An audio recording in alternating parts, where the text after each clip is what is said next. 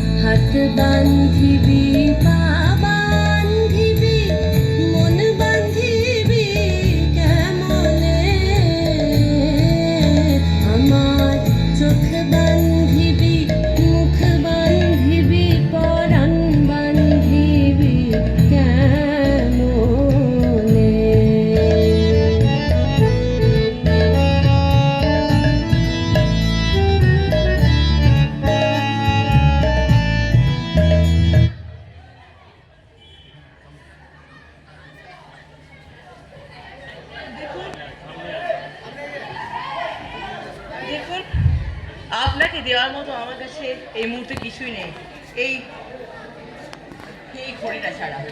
আপনি বলছেন এটাই রাখুন। আরে না না, এ কি করতেছেন মশাই? আমি আমি গরিব মানুষ, এত দামি জিনিস লইয়া আমি কি করব?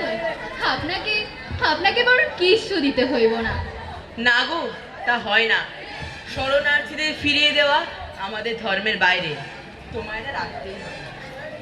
তা তা কোনো কোন ধর্মের লোক গা? এমন ধর্মের লোক তো আগে দেখি নাই। আমি মানব ধর্মের লোক।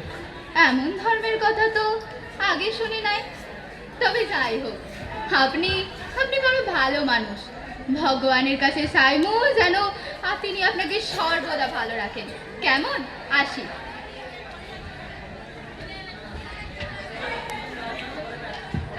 এত ধনসম্পদ অর্থতে বলিয়ান, যাদের অর্থের আর কোনো দরকারই নেই, তারা নিজেদের সন্তুষ্ট করতে পারছে না। আর আর এই সামান্য বাউল, যার অর্থের কিনা খুবই দরকার, সেও নিজেকে সন্তুষ্ট রেখে এত পরিমাণ সুখে আছে। দেশটা কোথায় যাচ্ছে? ধর্ম মানুষকে আলাদা করছে, অন্ধবিশ্বাস যুক্তিকে হত্যা করছে। নারীর সম্মান আজ প্রশ্নের মুখে, হিন্দু মুসলমান নামেই আগুন জ্বলে। শিক্ষা আজ কেবল নম্বর আর চাকরি। এই দেশ কি আর নিজের আত্মাকে চেনে? 7 কোটি সন্তানের হে মুগ্ধ জননী, রেখেছ বাঙালি করে, মানুষ করনি। হাততালি হাততালি।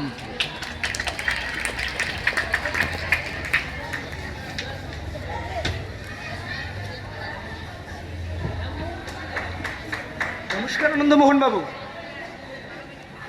নমস্কার নমস্কার, কিন্তু আমি তো আপনাকে ঠিক চিনতে পারলাম না।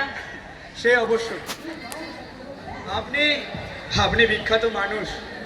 দেশের উন্নয়নের জন্য আপনি কি না করেছেন আর আমি সাধারণ এক ব্যক্তি। আপনার না চেনাটা স্বাভাবিক। তো বলে রাখি, এই অধমের নাম নগেন্দ্রনাথ ব্যানার্জি, আর এই কলেজের দার্শনিক বিভাগের শিক্ষক। ভারতবর্ষের উন্নয়নের জন্য আপনি অনেক কিছুই ভারতবর্ষকে দিয়েছেন, কিন্তু আজ আপনার কপালে এই দুশ্চিন্তার ভাঁজ। আপনি আপনার দুশ্চিন্তার কারণ আমায় ব্যক্ত করতে পারেন? দেখুন, আপনাকে অবশ্যই বলতে পারি, কিন্তু কিন্তু আমি যে গভীর সমস্যা বেদনার মধ্যে রয়েছি তা কি আপনি সম্পূর্ণরূপে অনুধাবন করতে পারবেন? এক এক বড়ই জটিল সমস্যা। রাজনৈতিক জীবনের এতগুলো বছরে দাঁড়িয়ে নিজের প্রকৃত অস্তিত্ব ও ইচ্ছেগুলোই যেন হারিয়ে গেছে এই বিরাট ভারতবর্ষের জনসমুদ্রে ফিরে। বর্তমান পরিস্থিতির দিকে তাকিয়ে বলতে পারি, আর কিছুকালের মধ্যেই ভারতবর্ষ পুনরায় তমসাবৃত্ত হয়ে পড়বে। এই ভারতবর্ষ আমি কোনো কালেই চাইনি। ব্রিটিশরাও চায়নি এই সোনার পাখির মতো দ্বীপ ভারতবর্ষকে ছেড়ে যেতে, কিন্তু কালের নিয়মে তাদেরকেও চলে যেতে হয়েছে। আপনি শুধু এতটুকু ভাবুন না, যা আমরা জীবনে যা করে এসেছি, যা ফেলে এসেছি, অর্থাৎ অতীত, তাকে আমরা বুঝতে পারি, তাকে জানতেও পারি, আর যা চলছে বর্তমান তাকেও আমরা অনুধাবন করতে পারি, কিন্তু অদূর ভবিষ্যতে যা ঘটতে চলেছে তাকে আমরা কেউ বুঝতে পারি। আমি আপনি তাকে খণ্ডন করার কেউই নই। বিধাতার নিয়মে যা হবে ভালোই হবে। দেখুন, সত্য বলেছেন আপনি, তবে কি জানেন তো, মানুষের বর্তমান প্রকৃতি মানুষের ভবিষ্যৎ নির্ধারণ করে দেয়। আর আর বর্তমান সমাজে কিছু সাম্রাজ্যবাদী কামকতাপূর্ণ মানুষের হাতে রয়েছে ভবিষ্যৎ ভারতের চাবিকাঠি। সমগ্র জনগণ তাদের কথায় উঠছে আর বসছে। ধর্মীয় অন্ধবিশ্বাস ও কুসংস্কার আচ্ছন্ন করে দিনের পর দিন তারা লুণ্ঠন করেছে দিন দরিদ্র মানুষের বেঁচে থাকার সম্পদ। জানি না এর থেকে মুক্তির উপায় কি আছে? ভারতবর্ষের অন্তিম লগ্নে রাজনৈতিক জীবনে এতগুলো বছর পার করে ভারতবর্ষের ভবিষ্যৎ প্রজন্মের কথা চিন্তা করে আমি দিশেহারা হয়ে পড়ছি। অনেক যৌতিক চিন্তা করেও এর থেকে মুক্তির কোনো উপায় খোলা নেই। ভারতবর্ষের অন্তিম লগ্নে এই ঘোর কলিযুগে জানি না মাতার কপালে কি প্রকার দুরাবস্থার করাল ছায়া অপেক্ষা করে রয়েছে। একটা কথা কি জানেন, সত্যি বলতে আপনার সমস্যার কথা আমার কাছে এখনো কিন্তু বোধগম্য নয়। আসলে মানুষের প্রকৃতি, মানুষ প্রত্যেকেই তো পরিবর্তনশীল। তাহলে আপনি এত চিন্তা করছেন কেন? At the end of the day all will realize the reality, and the sudden realization of reality is called hell according to the intellectual person.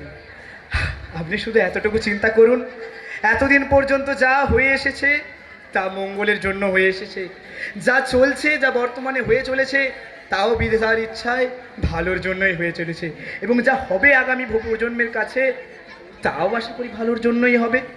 আপনি এত চিন্তা করবেন না। আমি আপনাকে আগেই বলেছিলাম, আপনি আমার কথা বুঝতে পারবেন না, বুঝতে পারলে অনুধাবন করতে পারবেন না, তাই হলো। আর তাছাড়াও ভারতবর্ষের সমস্যা নিয়ে আপনি বা চিন্তা করবেন কেন? সাধারণ জনগণ যারা খেটে খাওয়া মানুষ, তাদের নিয়ে বা আপনি ভাববেন কেন? দেখুন, আপনার সমস্যার কথা আমি যেমন বুঝতে পেরেছি তেমন অনুধাবনও করতে পেরেছি। সবচেয়ে বড় কথা কি জানেন, বর্তমান যুগের কিছু দুর্ধর্ষ বুদ্ধিজীবী, কূটনৈতিক মাথা এই সাধারণ মানুষগুলোর উপর ধর্মের অপব্যাখ্যা করে নিপীড়ন করছে না। এটা চলে আসছে সভ্যতার আদি লগ্ন থেকে, আর আজকের মানুষ শুধু এরই পুনর্প্রতিষ্ঠা। আপনি ইতিহাসের দিকে তাকাননি, ইতিহাসের দিকে তাকালে দেখতে পাবেন যতবার ধর্মের অপব্যাখ্যা হয়েছে, যতবার বেড়ে উঠেছে অরাজকতা, ততবারই ধর্মের পুনঃপ্রতিষ্ঠা করার জন্য এসেছে কোনো এক নবজাগরণের পথপথিক। यदा यदा हि धर्मस्य ग्लानिर्भवति भारतम् यद्भुत्यानमधर्मस्य पततमानं सृजं वयं परित्राणाय साधूनां विनाशाय च दुष्कृतं धर्म संस्थापनार्थाय সম্ভবামি যুগে যুগে। চলুন চলে যায় ভারতবর্ষের সেই গৌরবময় ইতিহাসের যুগে, যখন ভারত প্রতীক রাজা রামমোহন রায় একেশ্বরবাদী ধর্মের প্রতিষ্ঠা দীপশিখা প্রজ্বলনের মাধ্যমে ভারতবর্ষের ভবিষ্যতের নবরচনা করেছিলেন আধুনিকতার স্পর্শে। চলুন।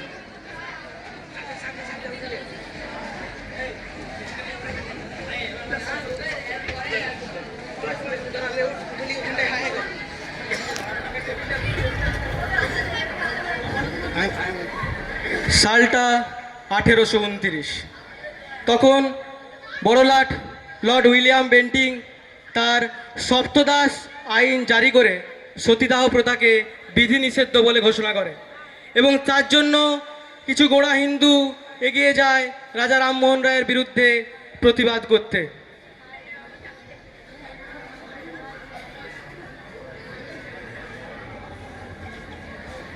সতীদাহ প্রথা আমাদের ধর্ম, ওই আইন বাতিল চাই চাই চাই চাই চাই চাই এই আইন ধর্ম নিরপেক্ষ নয়। রামমোহন রায় হায় হায়, হাই হাই হাই রামমোহন রায় হায় হায়, হাই হাই হাই হাই রামমোহন রায় হায় হায়। হাই হাই হাই হাই। আপনারা থামুন, এত চিৎকার করছেন কেন? আপনাদের দাবিটা কি? ওই সাদা চামড়ার লোকগুলো আমাদের নিয়ম বদলাতে পারে না। পারে না, পারে না। শান্ত হন। আমি বিদেশির হয়ে কথা বলছি না, আমি মানুষের হয়ে কথা বলছি। তাহলে আপনি চাইছেন যে ওই সাদা চামড়ার লোকগুলো আমাদের ধর্ম নিয়ে ছেলেখেলা করুক, আমাদের ধর্মে হস্তক্ষেপ করুক? আপনি কোন ধর্মের কথা বলছেন? যে ধর্ম নারীর জীবনের বিনিময়ে টিকে থাকে সেটা কোনো ধর্ম নয়, সেটা শুধু নিষ্ঠুর। আর কিন্তু এ তো আমাদের পূর্বপুরুষদের নিয়ম। পূর্বপুরুষ ভুল করতে পারে, কিন্তু ভবিষ্যৎ সেটাকে সংশোধন করতে পারে। আর যদি আমরা প্রশ্ন না করি, কাল ইতিহাস আমাদের ছেড়ে কথা বলবে না। তাহলে তুমি বলতে চাইছো যে এই সামাজিক কর্ম কর্তব্যের প্রতি আমাদের কোনোরূপ কোনো দায়বদ্ধতাই নেই? আপনাদের এই আইন গ্রহণ করা, স্বীকার করাটাই হলো একমাত্র দায়বদ্ধতা। এই আইন কেবল প্রথা ভাঙেনি, এই আইন নারীকে মানুষ হিসাবে স্বীকার করেছে, গ্রহণ করেছে এবং সম্মান দিয়েছে। যুক্তি ছাড়া ধর্ম অন্ধ, আর অন্ধ ধর্ম সমাজকে ধ্বংস করে বিনাশ ঘটায়।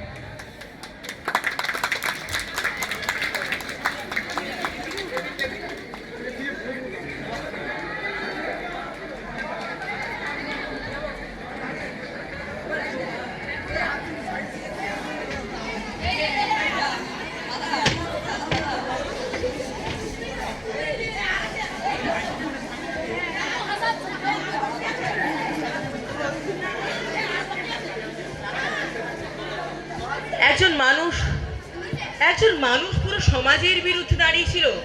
চারিদিকে তখন ধর্মের দেয়াল, প্রথার শিকল, ভয়ের আগুন। তবুও তিনি অকাট্য যুক্তিতে অনড় থেকে প্রশ্ন করেছিলেন এই নিষ্ঠুর সতীদাহ প্রথার বিরুদ্ধে। কারণ তিনি জানতেন প্রশ্ন না করলে যে মানুষ পাথর হয়ে যায়। আর আজ আমরা প্রশ্নকে ভয় পাই, ভিন্ন মতকে শত্রু বানাই, যুক্তিকে দেশদ্রোহ বলি। রামমোহন তো একা ছিলেন, তবুও তিনি নীরব হননি। অথচ আজ আমরা এতজন হয়েও নীরব কেন? কারণ আছে সাহসীর দাম নেই, আর চুপ করে সবকিছু জেনেও চুপ থাকা, নীরব থাকার মূল্যটা অনেক বেশি। তিনি জানতেন ভুল প্রথা ভাঙলে সমাজ কাঁপবে, কিন্তু না ভাঙলে মানবতা মরবে। আজও তো তাই। ধর্মের নামে ঘৃণা, জাতির নামে বিভাজন, ইতিহাসের নামে অন্ধতা। আমরা কি ইতিহাস থেকে কিছুই শিখিনি? দেখুন, ইতিহাস বয়ে থাকে না স্যার, ইতিহাস বাঁচে মানুষের সিদ্ধান্তে। ইতিহাসকে শুধু পড়ে নম্বর পাওয়া নয়, ইতিহাসকে পড়ে অনুধাবন করে তাকে জীবনে প্রয়োগ করাই হলো তার আসল উদ্দেশ্য। আজ আমি ক্ষমতার ভিতর থেকেও সত্যের বাইরে চলে গেছি। আমরা আইন বানাই কিন্তু ন্যায় হারাই, ভোটে জিতি কিন্তু মানুষ হারায়। রামমোহন রায়, যিনি মানুষের মধ্যে এক চিরন্তন অকাট্য সত্যকে প্রতিষ্ঠা করেছিলেন, যিনি মানুষের মধ্যে এক অপরূপ সত্যকে সবার সামনে নিয়ে এসেছিলেন, তিনি তার সেই প্রশ্নকে আজ সমাজের বাতাসে বাতাসে প্রচলিত করে দিয়েছিলেন। ধর্ম কি মানুষকে রক্ষা করবে, নাকি মানুষ ধর্মকে? আজ আমি বুঝেছি নবজাগরণ মানে কোনো যুগ নয়, নবজাগরণ মানে দায়িত্ব, আর সেই দায়িত্ব আমাদের কাঁধে। কিন্তু এই সত্য মানুষকে জানাবো কিভাবে, বা তাদের কাছে গ্রহণযোগ্য করে তুলবো কিভাবে? দেখুন, এই সমস্যাটাও আজকের নয়। মধ্যযুগে যখন ধর্ম অধর্মকে কেন্দ্র করে সমস্ত বিক্ষোভ চলছে, তখন মানুষের মধ্যে শিক্ষার আলোর সঞ্চারণ করার ফলে শিক্ষার আলোর সঞ্চারণ ঘটিয়ে মানুষকে একতার মধ্যে নিয়ে এসে নবজাগরণের মূল তত্ত্বকে বুঝিয়েছিলেন একজন সেই বীর সিংহের সিংহ শিশু, যিনি বুঝিয়েছিলেন শিক্ষা মানুষের প্রকৃত ধর্ম, শিক্ষায় মানুষকে মানুষ বানায়, শিক্ষায় মানুষের মধ্যেকার মর্যাদাকে বৃদ্ধি করে। চলুন চলে যায় ভারতবর্ষের সেই গৌরবময় ইতিহাসের যুগে, যখন তমসাবৃত্ত ভারতবর্ষে সমশিক্ষা দীপশিখা প্রজ্বলনের মাধ্যমে এই ভারতবর্ষকে আধুনিকতার স্পর্শে আবার ভারতবর্ষের ভবিষ্যতের নবরচনা করেছিলেন বীর সিংহের সিংহ শিশু বিদ্যাসাগর। চলুন।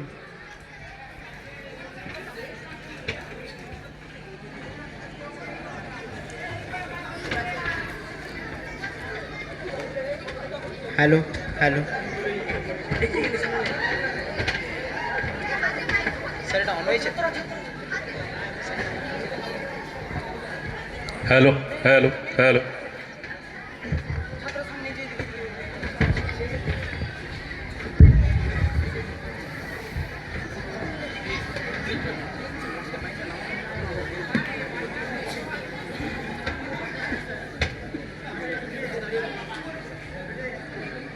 তাহলে আজকের পাঠ এখানে শেষ, তোমরা বুঝতে পেরেছো? স্যার একটা প্রশ্ন। আরে থামো থামো, অন্য টাইম বলবো, অন্য টাইম। শিক্ষক মশাই, আপনি ওনাকে থামিয়ে দিলে কেন? আর ক্লাসেই বা এত নীরবতা কেন? আর তোমরাও তো দূরে বসে আছো কেন? আর ছাত্ররা কেন এত কাছে? আমাদেরকে বলা হয়েছে এটাই আমাদের জায়গা। কেন শিক্ষক মশাই? আরে সমাজ চায় না মেয়েরা সামনে সামনে বলতে ভয় পায়। এটা কি শিক্ষা নাকি ভয়ের চর্চা? ভয় দিয়ে কখনো মানুষ গড়া যায় না। আরে বিদ্যাসাগর বাবু, আমি চেষ্টা করি, কিন্তু সমাজ যদি ভুল পথে চালিত হয় তবে শিক্ষকের কাজ তাকে অনুসরণ করা নয়, সমাজকে সঠিক পথ দেখানো। আরে আপনি ব্যাপারটা বুঝতে পারছেন না তো? বিদ্যা কোনো পুরুষের সম্পত্তি নয়, বিদ্যায় নারী এবং পুরুষ উভয়েরই সমান অধিকার আছে।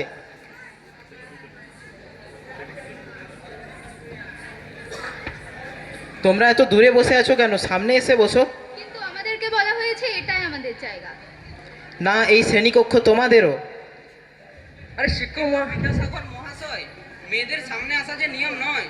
যে নিয়ম মানুষকে ছোট করে সে নিয়ম ভাঙাই তো নৈতিকতা। আজ যদি তোমরা মেয়েদেরকে সামনে আসতে না দাও, কালকে সমাজ এগোবে কি করে? আরে বিদ্যাসাগর বাবু, আপনি ঠিক বলেছেন, আমি শিক্ষক হয়ে বুঝতে পারিনি যে এই ব্যাপারটা কি। সাহসই তো শিক্ষার প্রথম পাঠ। বিদ্যাসাগর বাবু তিনি শুধু কোনো একটা শ্রেণীকক্ষের ছাত্রছাত্রীর বসার নিয়মটা বদলে দেননি, তিনি ভারতবর্ষে তথা সমগ্র বিশ্বের প্রত্যেকটি নারীর শিক্ষার ক্ষেত্রে আরেকটা ধাপকে তিনি সংযোজন করে দিয়েছিলেন। কারণ তিনি বুঝতে পেরেছিলেন যে নারী করুণা নয়, নারী মানুষ, অধিকার তার প্রাপ্য।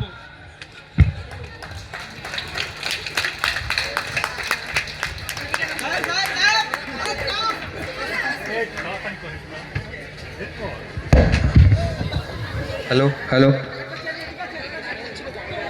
হয়ে গেছে?